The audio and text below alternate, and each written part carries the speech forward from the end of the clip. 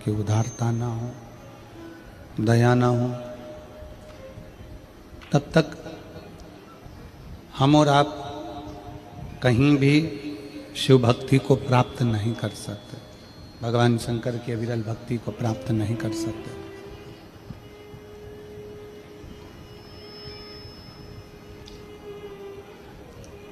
शिव का दूसरा नाम है विश्वास। भगवान शंकर का जो दूसरा नाम है वो है विश्वास। चाहे फिर परिवार में हो, भाई में हो, पत्नी में हो, पति में हो, रिश्तेदार में हो, नातेदार में हो, कुटुंब में हो, कबीले में हो, आपका विश्वास, आपका भरोसा वो मूल है।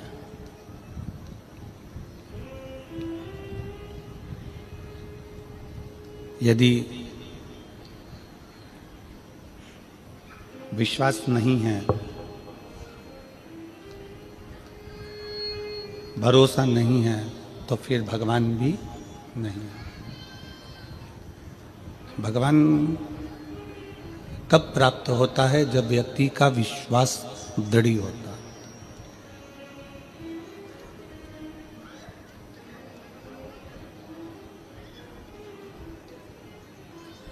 आप एक लोटा जल लेकर भगवान शंकर के मंदिर जा रहे हो, आप एक लोटा जल लेकर भगवान शंकर के नज़दीक जा रहे हो, और यदि आपका भरोसा भगवान पर नहीं है तो वो चढ़ाया गया जल भी व्यर्थ है।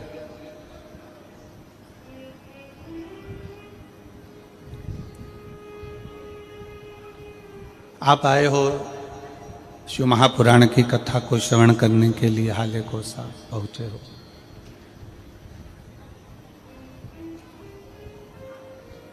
रोड पर, ग्राउंड में, जहाँ जहाँ आप लोग बैठे हैं, कथा का रसत्व ग्रहण कर रहे हैं, कथा सुन रहे हैं, कथा को श्रवण कर रहे हैं, सुन रहे हैं,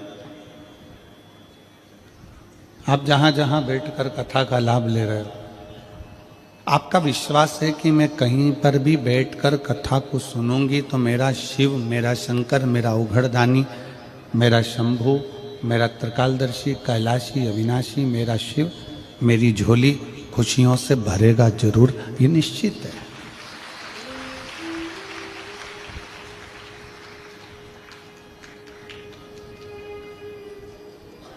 कई लोग ऐसे भी बैठे हुए हैं जिनको हम ये व्यासपीठ नजर ही नहीं आ रहा,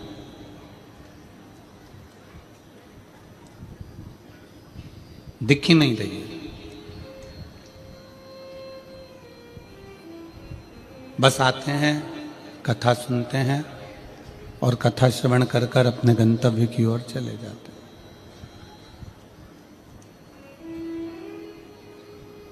शब्द रूपी शिव उनके कानों में पहुंच गया।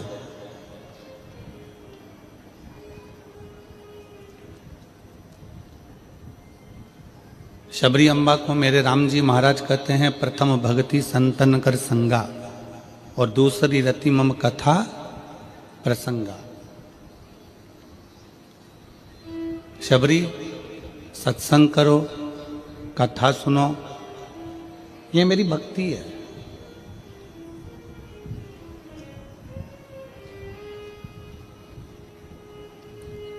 यहां बैठकर आप कौन सी भक्ति कर रहे हो? श्रवणम भक्ति, सुन रहे हो। कौन सी भक्ति कर रहे हो? सत्संग रूपी भक्ति, सुन रहे हो, सत्संग कर रहे हो। और श्रवणम, सत्संग, ये वो भक्ति है जिसके बल पर हम परमात्मा को प्राप्त कर सकते हैं।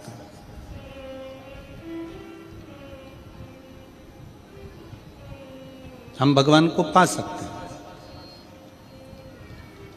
रुक्मणी जी जब भगवान कृष्ण को सत्संग रूपी भक्ति से, श्रवणम रूपी भक्ति से प्राप्त कर सकती है, तो क्या हम नहीं कर सकते?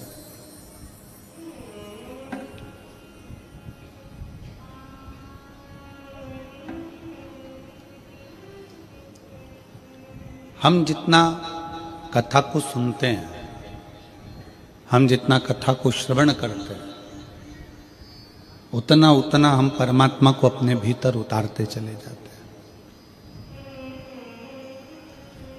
उतना उतना हम भगवान को अपने अंदर उतारते चले जाते हैं।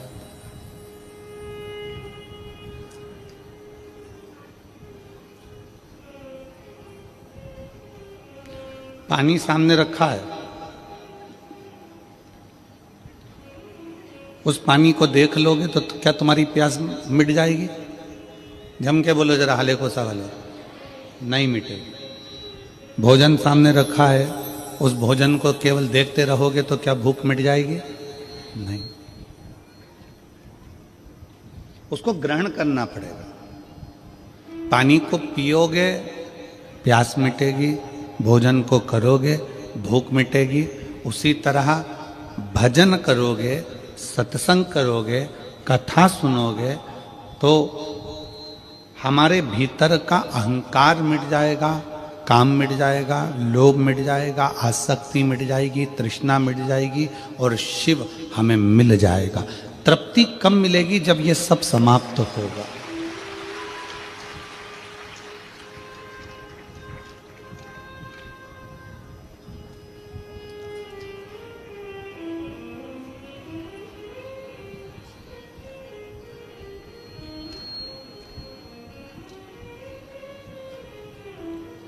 माननीय मुख्यमंत्री जी की धर्मपत्नी जी यहाँ पर बैठी हैं, श्रीमती कौशल्या देवी जी सहाय जी। वो उनका आज का नियम नहीं है डायरी में श्री शिवाय नमस्तुभ्यम लिखना।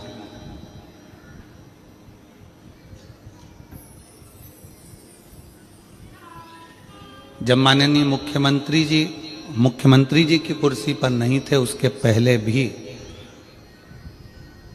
श्रीमती कौशल्या देवी जी सहाय जी ये लेखन लिखती रही हैं, श्री शिवाय नमस्तुभ्यम, श्री शिवाय नमस्तुभ्यम। हमने एक बार इनसे पूछा, एक बार हमने माननीय मुख्यमंत्री जी की धर्मपत्नी जी से पूछा कि आप इसको लिखते हो, दुनिया के लोग जपते हैं, आप लिखते हो? तो उन्होंने कहा, गुरु जी लिखने में शिव हमारे दिमाग में, दिल में और एक एक रोम में समाहित हो जाता है और वह हमारे मन का भाव श्रवण करता है, इसलिए उसको लिख लेते हैं। हम साधुवाद देते हैं जी आपको, बहुत बहुत साधुवाद। इसी को शिव भक्ति कहते हैं, इसी को शिव उपासना कहते हैं।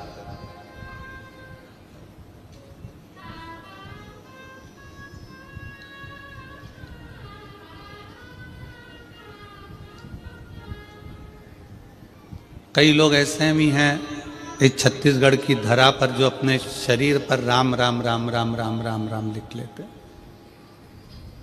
राम में इतने डूब गए।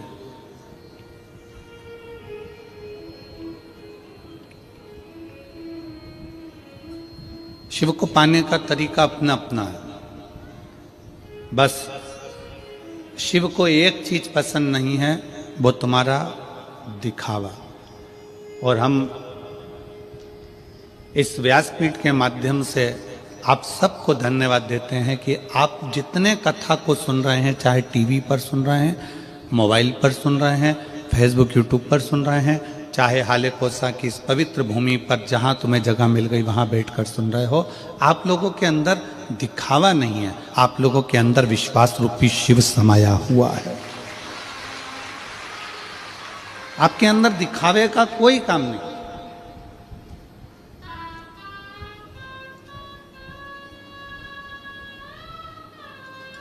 बाकी की जितनी कथा होती है ना, उसमें बैठने के लिए लोगों को गादी लगाना पड़ती है, चादर लगाना पड़ती है, आसन लगाना पड़ता है, कालीन बिछाना पड़ता है, कुर्सियां देना पड़ती है, सोफे देना पड़ते हैं, पूरी व्यवस्था करना पड़ती है।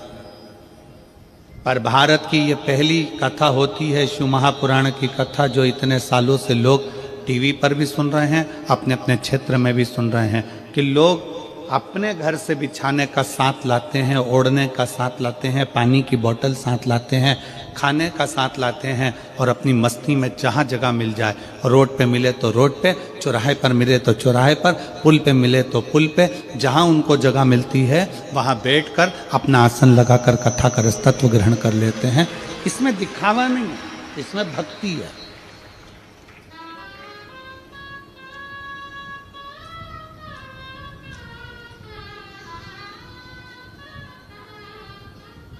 व्यासपीठ दिखे नहीं और तो भी आप कथा सुन रहे हो, ये आपके भीतर की श्रवण भक्ति है। शबरी अम्बा ने अपने कानों से सुना था, गुरु मातंग बाबा ने कह दिया था कि राम आएंगे, तो उनके कानों में ये बैठ गया कि राम आएंगे, मतलब सत्संग सुन लिया, कथा सुन ली कि आएंगे तो आएंगे।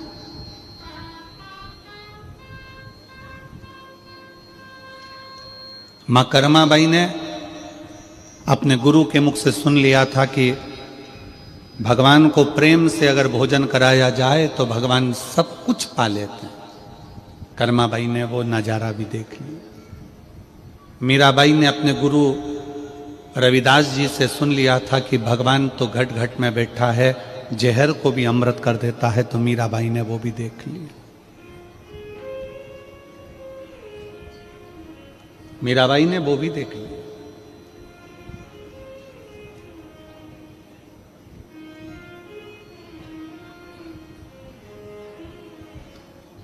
कोई कहता है कि केदारनाथ जाना पड़ेगा, शंकर जी मिल जाएंगे। कोई कहता है सीहोर जाना पड़ेगा, शंकर जी मिल जाएंगे। कोई कहे उज्जैन जाना पड़ेगा, शंकर जी मिल जाएंगे। कोई कहे काशी जाना पड़ेगा, शंकर जी मिल जाएंगे। कोई कहे त्र्यंबकेश्वर जाना पड़ेगा, शंकर जी मिल जाएंगे। कोई कहे नर्मदा के घाट जाना पड़ेगा, शंकर जी मिल जाएंगे। शिव महापुराण की कथा कहती है शंकर तो तुम्हारे दिल में बैठा है, एक बार दिल से घर में बैठ कर भी पुकारोगे तो शंकर मिल जाएगा। वो दूर नहीं है, उसमें दूरी है ही नहीं। आप शिव को जहां बैठकर पुकारोगे शिव तुम्हारे पास में।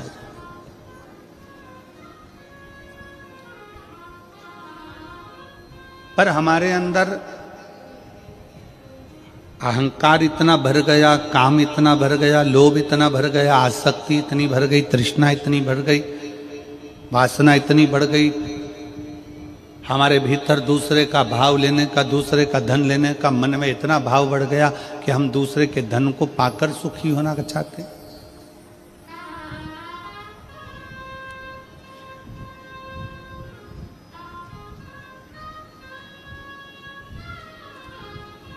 चोर कितने होते हैं?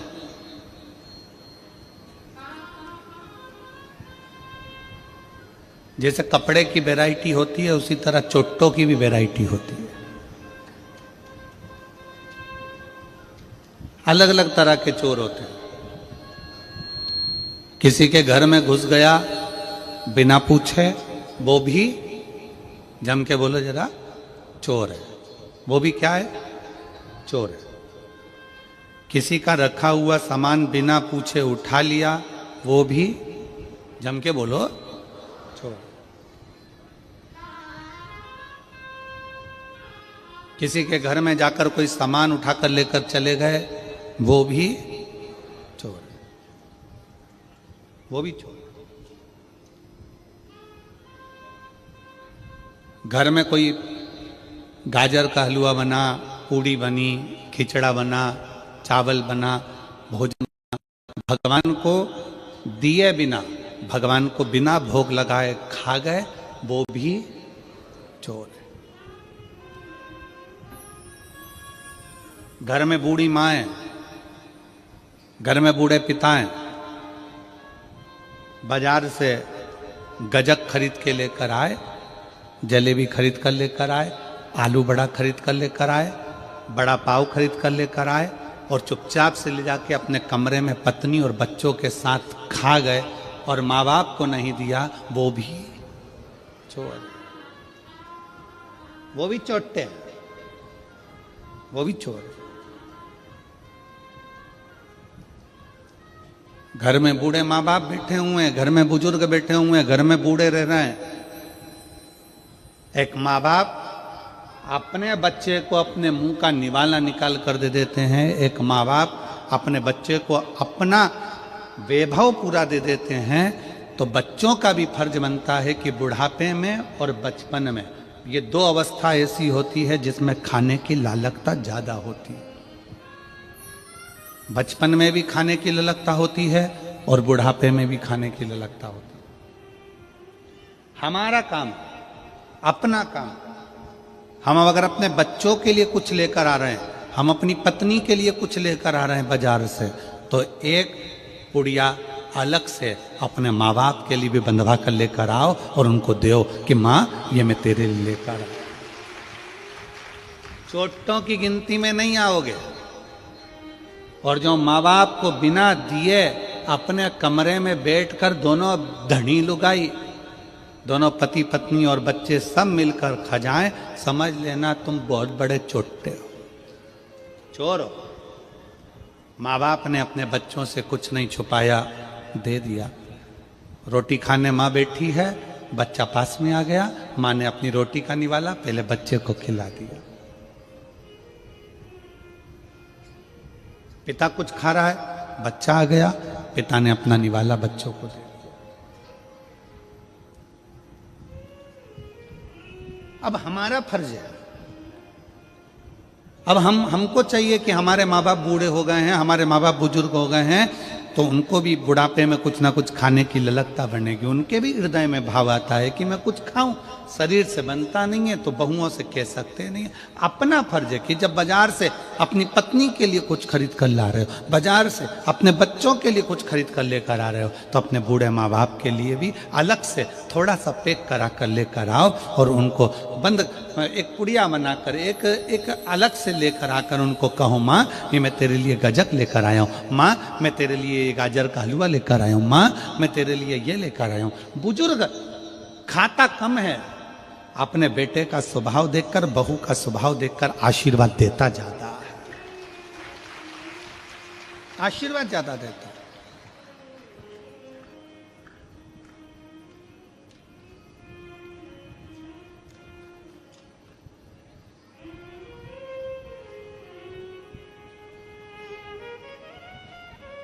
संसार सागर में एक बड़ी सुंदर कथा आती है, वायु पुराण, मत्स्य पुराण की। वायु पुराण में, मत्स्य पुराण में ऋषि नेध्रुव का चरित्र आता है।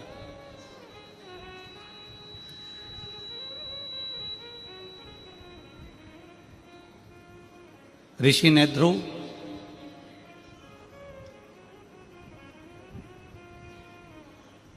जो भगवान शंकर की आराधना में लीन रहते थे,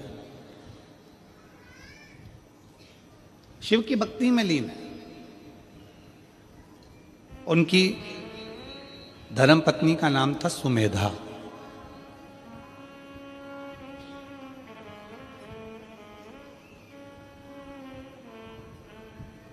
सुमेधा का एक काम था,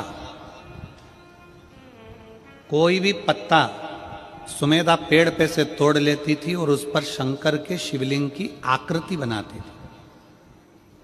जैसे ये दीदी श्री शिवाय नमस्तुभ्यम लिखती हैं, वैसे उसका नियम था सुमेधा का।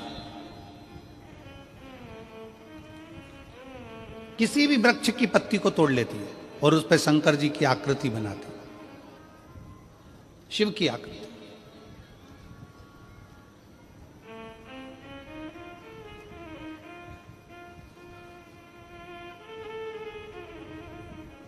उसने पत्तियां आकृति बना बनाकर ढेर सारी पत्तियां एकत्रित कर लेती थी और उन पत्तियों को फिर बाद में जल में एक एक कर कर विसर्जन करती थी, एक एक कर कर जल में विसर्जन कर। सुमेधा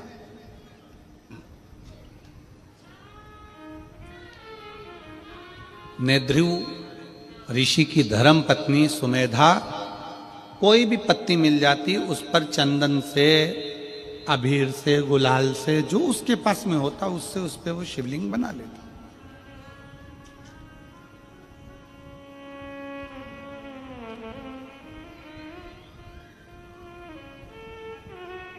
एक बार वो कहीं बैठी थी, शिवलिंग की आकृति पत्तियों पर बना रही थी, अपनी मस्ती में बैठी थी। एक विधवा लेडीज, एक बेधव्य महिला स्त्री बहुत दुखी थी, जिसका नाम था शारदा। वायु पुराण का यह चरित्र है, मत्स्य पुराण में भी इस चरित्र का वर्णन आया है।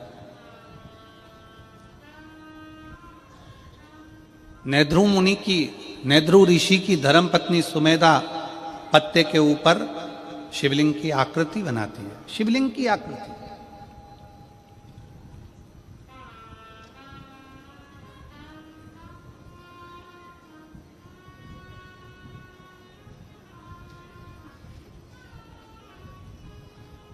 एक वेधव्य स्त्री जिसका पति उसको छोड़कर चले गया, प्राण छूट गए उसके। घर में 4 बच्चे हैं, छोटे छोटे। उन बच्चों का पालन करना है उसको। उसके पास में धन नहीं, उसके पास में वैभव नहीं है। पूरे गांव नगर नगर घूम घूम कर काम मांगती है कि मुझे कोई काम मिल जाए, मुझे कोई ऐसा कार्य बता दो जिससे मेरा जीवन कट जाए, अच्छे से निकल जाए। मैं बहुत दुखी हूं।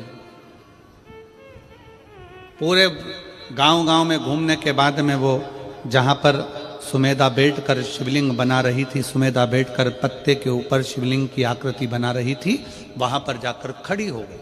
वहां जाकर खड़ी है।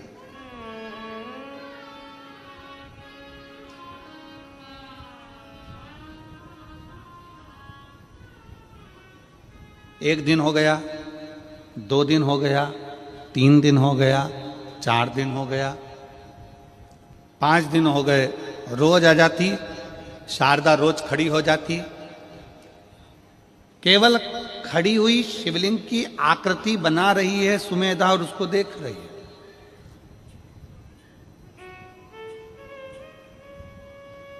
अब उसने क्या देखा कि सुमेधा ने जैसे शंकर की आकृति बनाई और पत्ते को नीचे रखा, दूसरा पत्ता उठाया, फिर लिखा, फिर आकृति बनाई, फिर पत्ता रखा, फिर आकृति बनाई, फिर पत्ता रखा। इतने में शारदा ने क्या देखा कि एक इल्ली उस पत्ते के पास में गई है। एक इल्ली, छोटी सी इल्ली उस पत्ते के पास में गई।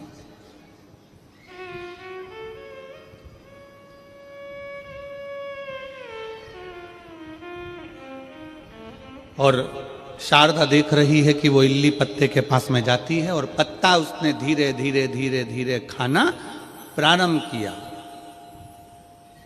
पत्ता उसने धीरे धीरे खाना प्रारंभ किया।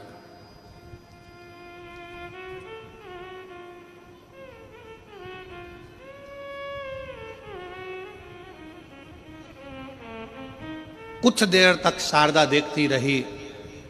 उसने क्या देखा कि पत्ते को जैसे ही इल्ली ने खाना प्रारंभ करा और वो शंकर का जो शिवलिंग सुमेधा ने बनाया था, इल्ली खाते खाते वहां पर पहुंची है। उतनी देर में इल्ली के प्राण छूट जाते हैं और वो एक मनुष्य की आकृति धारण कर कर, कानों में कुंडल, गले में माला पहनकर, सामने से देव योग से वैकुंठ लोक की ओर, इस मृत्यु लोक से जा रही है। एक इल्ली, एक छोटी सी इल्ली पत्ते को खाई और वैकुंठ को जा रही। शारदा को बड़ा आश्चर्य हुआ। मैं जंगल जंगल घूम रही हूं, नगर नगर जा रही हूं, गांव गांव जा रही हूं, सबसे प्रार्थना कर रही हूं, मेरे बच्चे भूखे हैं, भोजन चाहिए, मेरे बच्चों को क्या खिलाऊंगी? पति चले गया, मैं अकेली मेरे बच्चों को कैसे पालूंगी? नेत्रों से नीर बह रहा है। 5 दिन तक उसने लगातार यही लीला देखी। उस पत्ते को इल्ली खाती चली जाती, कोई जीव खाता चले जाता, कोई बकरी खाती चली जाती। उसने बड़ा विचित्र देखा। आखिरी में 7 दिन निकल गए और 7 दिन के बाद में वो अपने हाथ जोड़कर सुमेधा के सामने जाकर खड़ी हो गई। सुमेधा के साथ विनय करने के लिए सुमेधा से कहा, ए बहन मेरे को एक बात कहना। सुमेधा ने कहा, तुम कौन हो? मेरा पति चले गया, शांत हो गया, मैं वेधव्य हूं, विधवा हूं।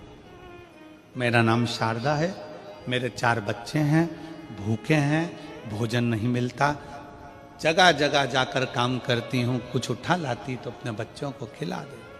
बहुत दयनीय स्थिति है मेरी। मैंने देखा है आप पत्ते पर कुछ बनाती हो। सुमेधा मुस्कुरा कर कहती है, मैं शिवलिंग बनाती हूं। शिवलिंग? हाँ। इससे क्या होगा? तो कहा, मेरे पति ने, ध्रुव ने मुझे बताया था कि अगर शंकर का शिवलिंग किसी जगह अंकित किया जाता है तो वह अंकित किया गया शिवलिंग भी हमें तेज बल और तप प्रदान करता। आप लोगों ने कभी देखा है कि एक राम नाम लेखन की बैंक भी होती है? आप लोगों को मालूम है? ऐसी किताब मिलती है, उसमें राम राम राम राम राम राम राम राम लिखते हैं लोग, नमः शिवाय लिखते हैं लोग, ओम नमः शिवाय लिखते हैं लोग, श्री शिवाय नमस्तुभ्यम लिखते हैं। कौन कौन ने देखी? जरा हाथ उठाओ। देखिए आप लोगों ने, ऐसी किताब मिलती है, पर्चा मिलता है, उसमें आपको लेखन करना पड़ता है। उसका फल क्या है?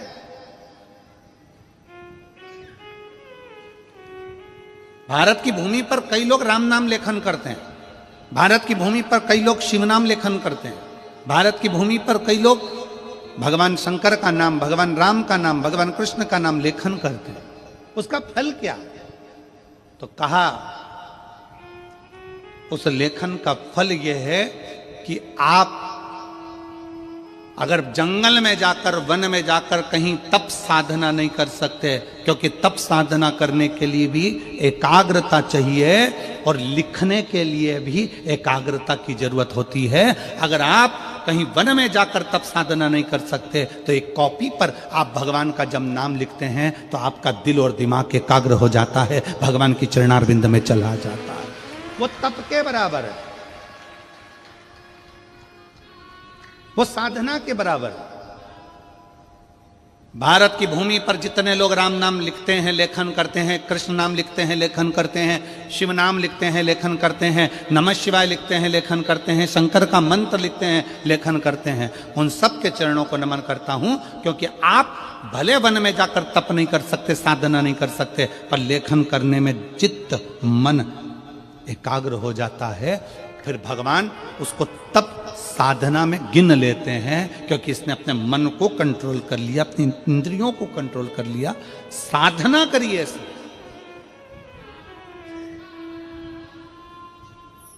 मन को संयमित करा इसने। मैं धन्यवाद देता हूं राम नाम लेखन वालों को, मैं धन्यवाद देता हूं शिव नाम लेखन वालों को, मैं धन्यवाद देता हूं कृष्ण नाम लेखन वालों को, जो लिखते रहते हैं, लेखन करते, केंद्रित कर रहे। सुमेधा कहती है, मेरे पति ने मुझे बताया था कि शिव नाम अंकित करना है, मैंने भगवान शंकर का शिवलिंग अंकित करा।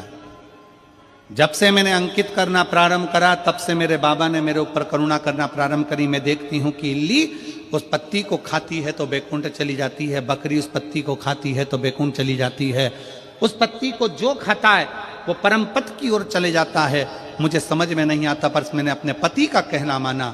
तब पूछा मैंने एक बार अपने पति से कि ये पत्तियां खाने वाला जीव परम पद की ओर कैसे चले जाता है? तो मेरे पति ने, ध्रुव ने कहा कि जब तुम दिल, दिमाग, मन, चित्त, वृत्ति सब एक जगह लगा लेते हो तो हजारों हजार तप करने के बराबर तुम्हारी लेखन की मुद्रा हो जाती है और उसका फल उस जीव को प्राप्त हो जाता है। लेखन की मुद्रा,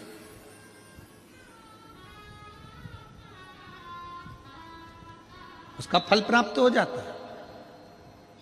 शारदा ने कहा, मैं बड़ी दुखी हूं, मैं क्या करूं?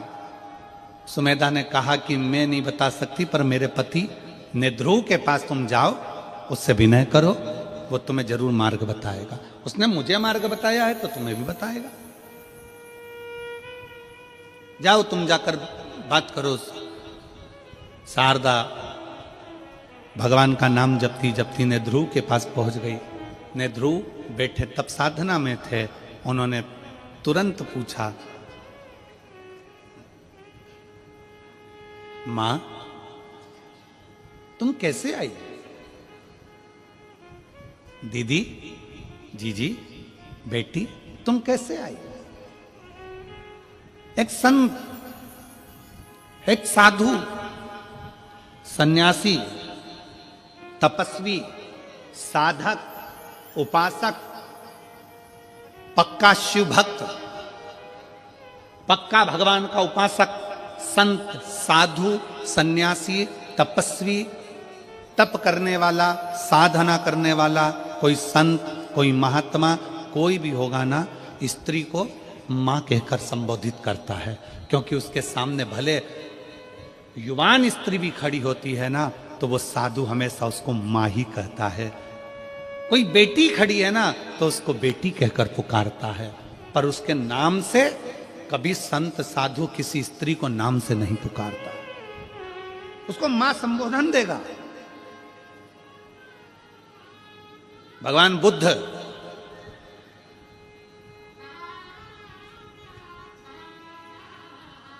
बुद्ध जब अपने परिकरों ने कह दिया, क्या आप भिक्षा आपके दरवाजे से भी मांग सकते हो? गौतम बुद्ध अपनी धर्म पत्नी के दरवाजे पर पहुंच गए। दरवाजा पर जाकर अलख लगाई गौतम बुद्ध ने जब अलख लगाई, कहा, मां भिक्षाम देहि, भिक्षाम देहि। गौतम बुद्ध जी की धर्म पत्नी निकलकर बाहर आ गई, अपने पति को देखती है और कहती है, तुम मुझे मां कह रहे हो? तुम मुझे मां? आप मुझे मां का संबोधन दे रहे हो? गौतम बुद्ध ने कहा, संसार की जितनी नारियां हैं, संसार की जितनी स्त्रियां हैं, एक साधु के लिए, एक तपस्वी के लिए मां के तुल्य है।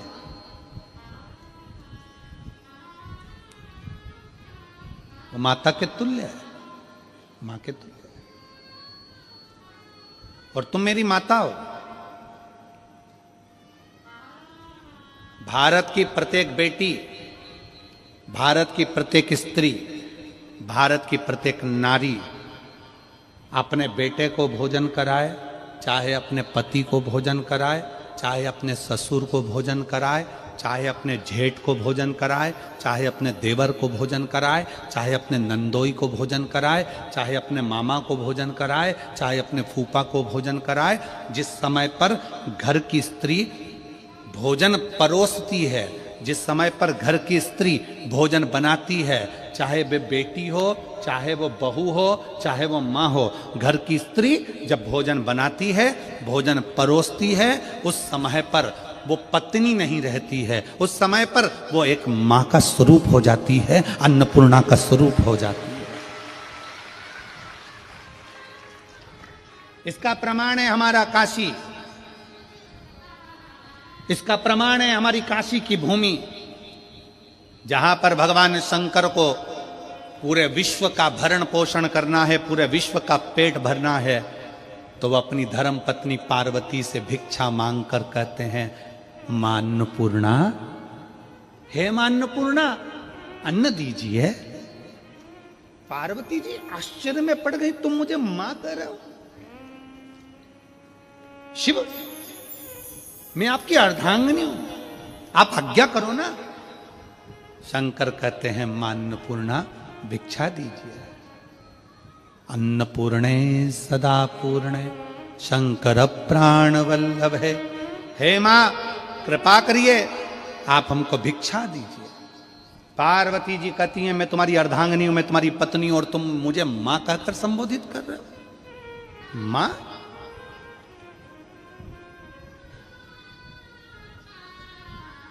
शंकर जी कहते हैं, जिस समय पर स्त्री अपने पति को भोजन देती है, जिस समय पर स्त्री अपने पति को अन्न का भाग देती है, जिस समय पर स्त्री अपने पति को भोजन कराती है, उस क्षण प्रत्येक संसार की स्त्री मां बन जाती है, अन्नपूर्णा बन जाती है।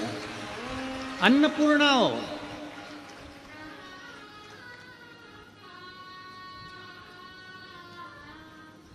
माता भिक्षाम देई, भिक्षा दीजिए। माता भिक्षाम देई, भिक्षा दीजिए।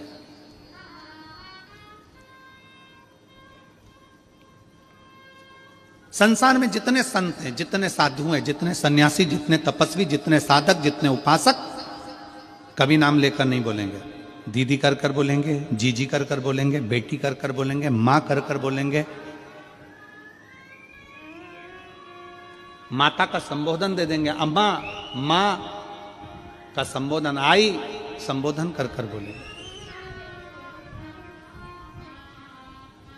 संत की श्रेष्ठता इसी में। संत की श्रेष्ठता सबसे ज्यादा इसी में है कि वो संबोधन जब दे तो एक नारी को माता का संबोधन दे। कितना सुंदर कहा है। एक बेटा अपनी मां के साथ रोज प्रवचन में जाता था और प्रवचन में मां संत से कहती थी, बाबा मुझे आपको अकेले में मिलना है।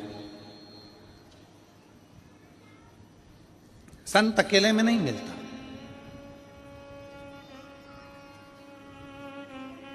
स्त्री रोज कहती है, बाबा मुझे तुमसे अकेले में मिलना है, महाराज मेरे को तुमसे अकेले में मिलना है।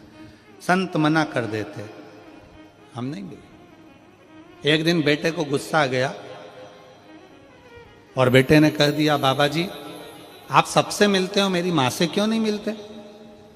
कहा, बेटा तुम्हारी माता मुझसे अकेले में मिलने को कहती है, मैं अकेले में नहीं मिलना चाहता। तो अकेले में मिलने में दिक्कत क्या है? संत ने कहा, एक काम करना, कल तुम अपनी माता का एक कपड़ा, जहां पर मेरे कपड़े सूख रहे हैं उस कपड़े के पास में लाकर अपनी माता का एक कपड़ा डाल दे। तुम्हारी माता का एक कपड़ा लेकर आना, जहां मेरे कपड़े सूख रहे हैं उन कपड़ों के पास में माता का कपड़ा डाल दे। बेटा गया, मां का कपड़ा उठाकर लाया और जहां संत के कपड़े सूख रहे थे एक डोरी पर, उसी के पास में मां का कपड़ा डाल दिया। प्रवचन चालू हुआ, सब लोग कथा में आए। एक का ध्यान चले गया संत के कपड़े पर। उसने दूसरे को कोनी मारकर कहा कि संत के कपड़े के पास में स्त्री का कपड़ा। दूसरे ने तीसरी से कहा, संत के कपड़े के पास में स्त्री का कपड़ा। तीसरे ने चौथे से कहा। पूरे नगर में बात फैल गई कि ये महाराज अच्छा नहीं है, स्त्री का कपड़ा इसके कपड़े के पास में है, मतलब इसका संग स्त्री के साथ है। सब कथा छोड़ छोड़ कर चले गए। अकेले महाराज वो बच्चे को जाता हुआ देखा तो महाराज ने बुलाकर कहा, देख बेटा, तेरी माँ का केवल एक कपड़ा मेरे कपड़े के पास में आया तो लोगों की दृष्टि बदल गई। अगर तेरी माँ से मैं अकेले में मिल लेता तो लोगों के विचार बदल जाते हैं। संत, साधु, सन्यासी, तपस्वी, साधक, उपासक, जितने बड़े बड़े तपस्वी होते हैं, ये स्त्री से दूरी बनाकर संबोधन देंगे तो माता का संबोधन देंगे। ए मेरी जीजी हो, ए मेरी बेटी हो, ए मेरी माता हो, मां का संबोधन।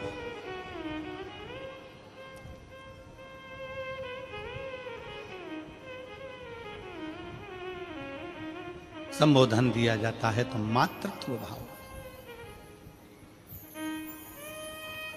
और देख लिया संसार हमने देख लिया, सब मतलब के यार हमने देख लिया। झूठे नाते झूठे रिश्ते, झूठे नाते झूठे रिश्ते, अरे झूठा है संसार हमने देख लिया, सब मतलब के यार हमने देख लिया। एक संत की सबसे बड़ा प्रबलता एक संत की होती है कि वो स्त्री को मां कहकर संबोधित करता है, मातृत्व भाव में देखता।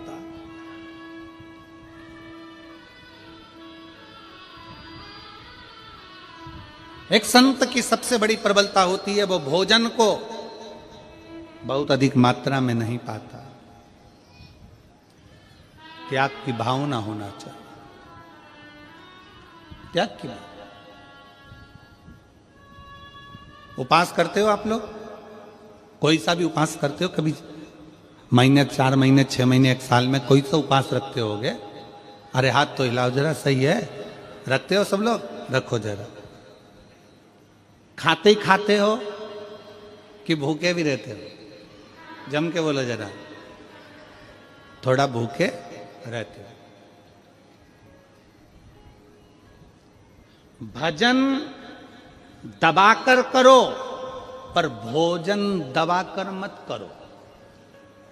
शास्त्र कहता है भजन दबाकर करो, भजन जितना कर सकते हो करो, पर भोजन दबाकर नहीं करो। जो दबा दबा कर खाता है वो एक दिन दवा खाने चला जाता है। दवा खाने जाता ही कौन है? जो ज्यादा दबा के खाता है।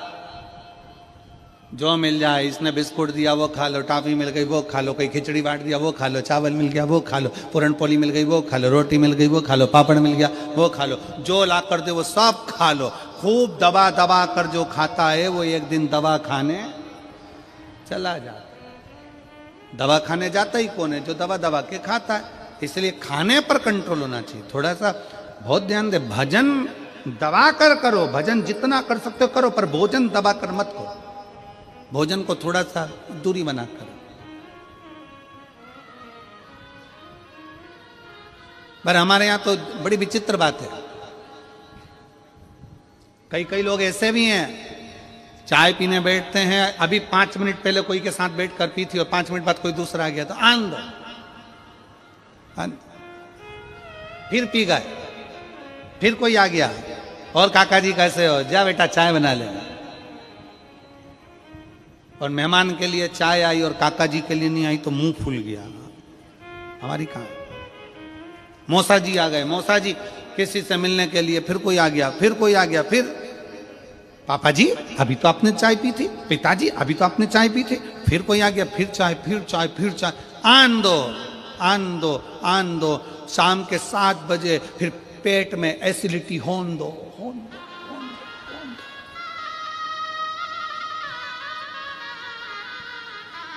अब पिताजी शाम को यहां से वहां, वहां से वहां, ना जाने। बहू पूछ रही है पापा क्या हुआ? क्या पता, समझ में नहीं आ रहा है, थोड़ा एसिडिटी हो रहा है, समझ में नहीं।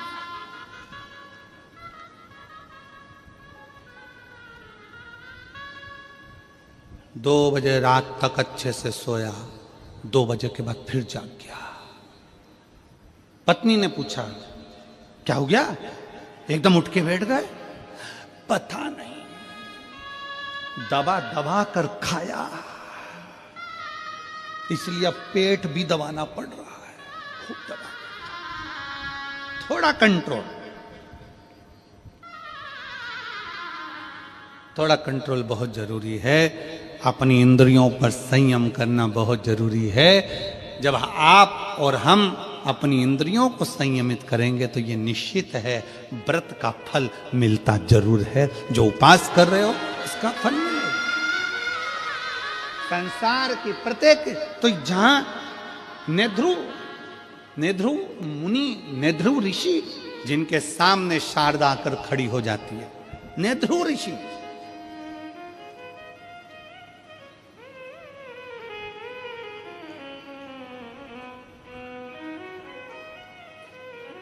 नेध्रु ऋषि के सामने शारदा आकर खड़ी हो गई और शारदा ने कहा बाबा जी, गुरुवर, मैं बहुत दुखी हूं, मेरे जीवन में ये संकट आ गया, मैं विधव्य हो गई, पति चले गया, बच्चे हैं, अब मैं करूं तो करूं क्या? क्या करूं? मैं भूखी हूं, मेरा परिवार, मेरे बच्चे भूखे हैं, उनको अन्न का भाग नहीं मिल पा रहा है, मैं क्या कर सकूं? भोजन के लिए मैं सब दूर गई। तब नेध्रु ऋषि ने एक ही बात कही, तुमने कभी शंकर की आराधना करी है? तुमने कभी शिव की आराधना करी है? नेध्रु ऋषि ने पूछा, कभी तुमने शंकर की आराधना करी है? तुरंत शारदा ने कहा, मैंने आज तक ना तो मैं शिव के मंदिर गई हूं, ना शिवालय गई हूं, ना शंकर की आराधना करी, ना नमः शिवाय बोला, ना ओम नमः शिवाय बोला, ना श्री शिवाय नमस्तुभ्यम बोला। मैंने आज तक शिव की आराधना नहीं, आज तक नहीं करी।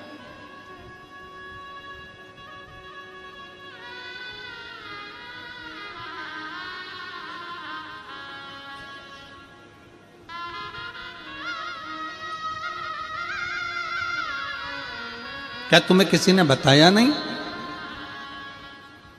क्या तुम्हें कोई बताता नहीं है कि शंकर की आराधना का फल क्या है? मेरी जितनी जीजियां बैठी हैं, मेरे जितने जीजा बैठे हैं, जितनी मेरी बेटियां बेटाएं, जितनी मेरी माताएं यहां बैठी हैं, जितने मेरे भाई बैठे हैं, उनसे एक निवेदन करूंगा कि आपके घर के पास में आपका कोई रिश्तेदार अगर दुखी है, तकलीफ में है, तो उसको एक बात जरूर कहा करो कि तू शंकर जी के मंदिर में जाकर एक लोटा जल चढ़ाना प्रारंभ कर, मंदिर में साफ सफाई करना प्रारंभ कर, बाबा तेरे को देगा, बाबा तेरे को देगा।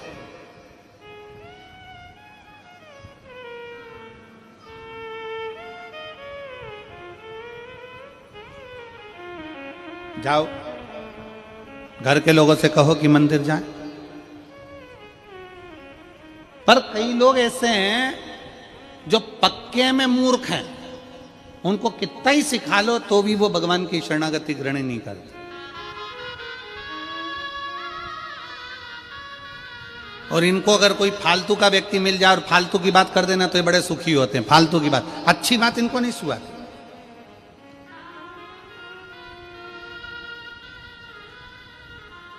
और कई लोग ऐसे हैं जो अपने विचार से नहीं चलते, दूसरे के विचार से चलते। दूसरे ने ऐसा कह दिया, दूसरे ने ऐसा बोल दिया, और बोलते से वो दूसरे के विचार में आकर कुछ भी बोल दिया। किसी ने एक कह दिया, वो व्यक्ति ऐसा है, कान में भर दिया, भरा, फूंक मारी, उसने वैसा बोलना चालू कर दिया। कई लोग, वो दो हैं, वो कहते हैं ना, संख और मूर्ख। कौन कौन? शंख और मूर्ख। ये अपने आप कुछ नहीं बोलते, इनमें फूंक मारो तो बोलते।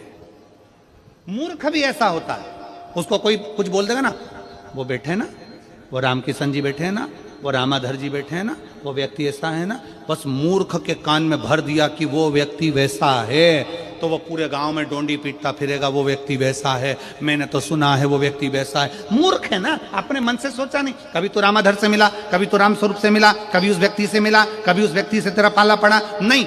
उसको पहले आजमाओ तो कि कैसा है। पर किसी ने कह दिया कि वो व्यक्ति वैसा है तो तुमने वैसा मान लिया। शंख कैसा होता है? शंख अपने आप नहीं बजता, शंख में फूंक मारेगा दूसरा तो बजेगा। और ज्ञानी पुरुष का लक्षण क्या है? ज्ञानी पुरुष का लक्षण होता है वो थोड़ी सी फूंक से बिलखता नहीं है, क्रोधित नहीं होता, चिल्लाता नहीं। कई कई मूर्ख होते हैं। पत्नी ऑफिस में जा रही है, ड्यूटी जा रही है, काम कर रही है, नौकरी कर रही है, घर में बच्चों को संभाल रही है, भोजन करा रही है, और कई कई पतियों को कोई दोस्त ऐसे मिल जाते हैं फूंक मारने वाले, जो ये फूंक मार देते हैं, भैया हमने तो देखा था कि वो वहां पर बैठी हुई थी, हमने देखा था वो वहां बैठा हुआ था, फूंक मार दी। अब तुम चतुर हो कि मूर्ख हो, तुम पर निर्भर करता है। आप अपने पति पर शंका कर रहे हो, दूसरे के कहने पर मूर्खता है। आप अपनी पत्नी पर शंका कर रहे हो, दूसरे के कहने पर मूर्खता है। आप अपने परिवार पर शंका कर रहे हो, दूसरे के कहने पर मूर्खता है। चतुरता उसको कहते हैं जो बोलने वाले से भी कह दे तू चुप रहे, मैं मेरी पत्नी को, मेरे अपने पति को, मैं अपने परिवार को अच्छे से जानता हूं, मुझे मालूम है कि मेरा परिवार क्या है, तू चुप रहे। इसको चतुरता कहते हैं। किसी ने फूंक मारी और तुम बजना चालू हो गए, किसी ने कुछ बोला और तुमने बुराइयां देखना प्रारंभ कर दी, ना ना ना, इसको श्रेष्ठता नहीं कहे।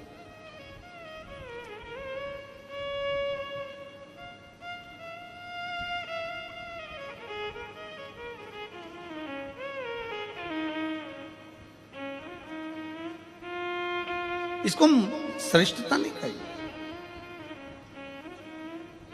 पहले के जमाने में आज के जमाने में बहुत अंतर है। पहले के लोग कहते थे मैं तुम्हारे लिए जान दे दूं, जान बोलो तो सही।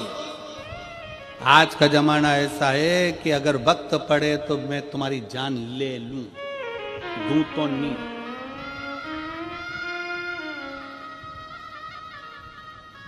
एक लड़की लड़के से कह रही थी एक बार अपनी शादी हो जाए, मैं पूरे घर को स्वर्ग बना दूंगी, तुम चिंता बिल्कुल मत करो।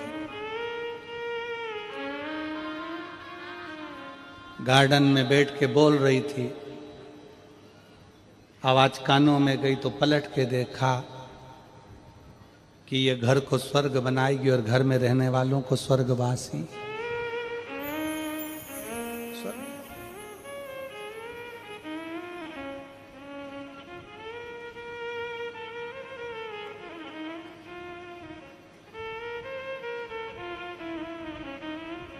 तुम्हारे घर में एक आध बड़ा फंक्शन हो ना, 25-50 मेहमान आए हो, बहुत सारे रिश्तेदार आए हो और तुम्हारी कोई जिससे बहुत अच्छी पटती हो और वो तुमसे कह दे मैं तो तेरे लिए कुछ भी कर सकता हूं, मैं तेरे लिए कुछ भी कर सकती हूं, तुम बोलो तो बस एक बार, मैं तुम्हारे लिए सब कुछ कर सकती हूं, सब कुछ कर सकती हूं। जो तुमसे बोले ना मैं सब कुछ कर सकती हूं, उसको फोन लगा के बोल दो बर्तन पड़े मान देगी, पड़े बहुत सारे, सब कुछ कर सकते, मैं तो प्राण दे दूं ना।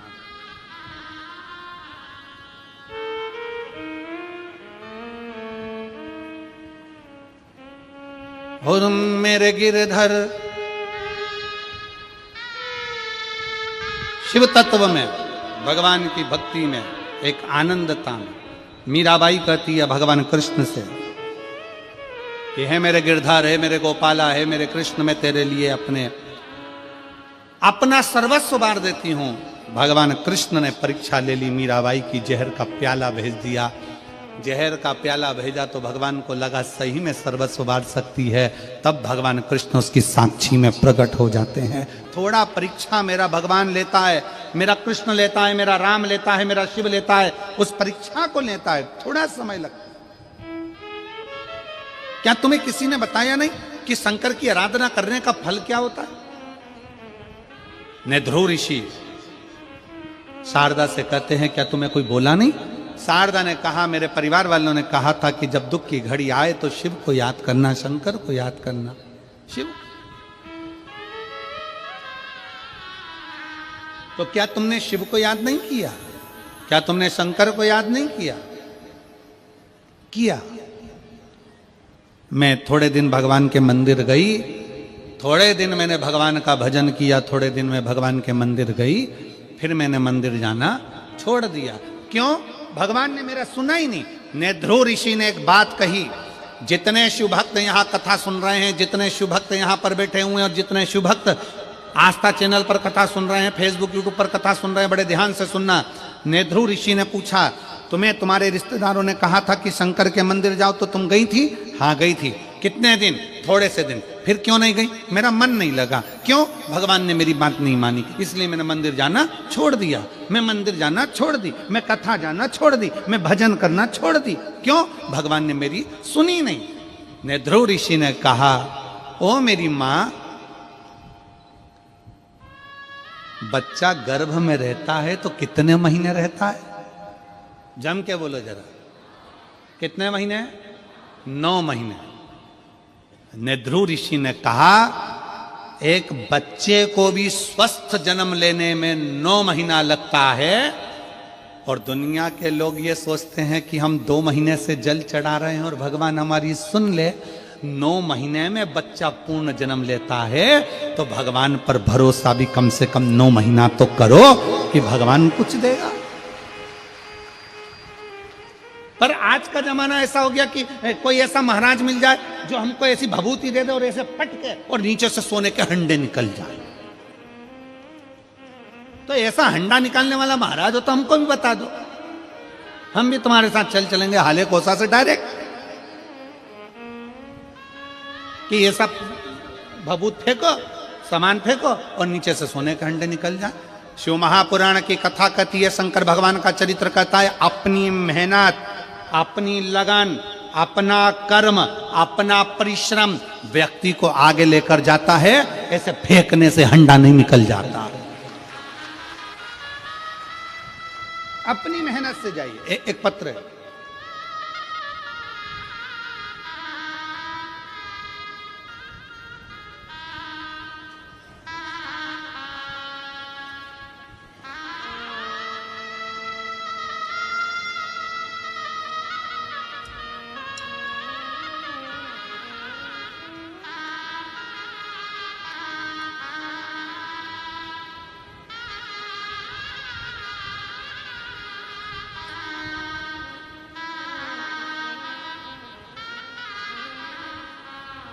मेरा नाम युगेश्वरी साहू है।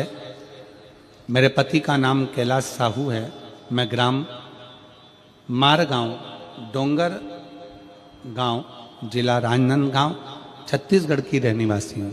कहीं बैठी हो तो हाथ हिला सकती हूँ। आ जाइए, एक बेलपत्र ले जाना, आ जाइए। मेरी शादी 2003 में हुई। तब मैं अपने गांव शिव मंदिर जाती थी। मंदिर सुना पड़ा रहता था गुरुदेव। आज मैं आपको धन्यवाद देती हूं कि सारे सुने मंदिरों में आज भीड़ लगी है। ये शिव की कृपा है, शंकर की उदारता। गुरुदेव, 2018 में मेरे शरीर में गांठ हो गई। तब मैंने सुना था कि पंडाल में बैठकर कथा का रसतत्व ग्रहण किया जाए तो बाबा सब हल निकालता। हमने पहली कथा हाले कोसा की पुराण कथा